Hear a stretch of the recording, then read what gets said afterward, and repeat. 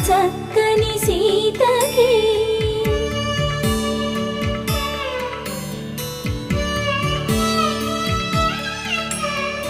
ఎర్ర జాబిలి చేయి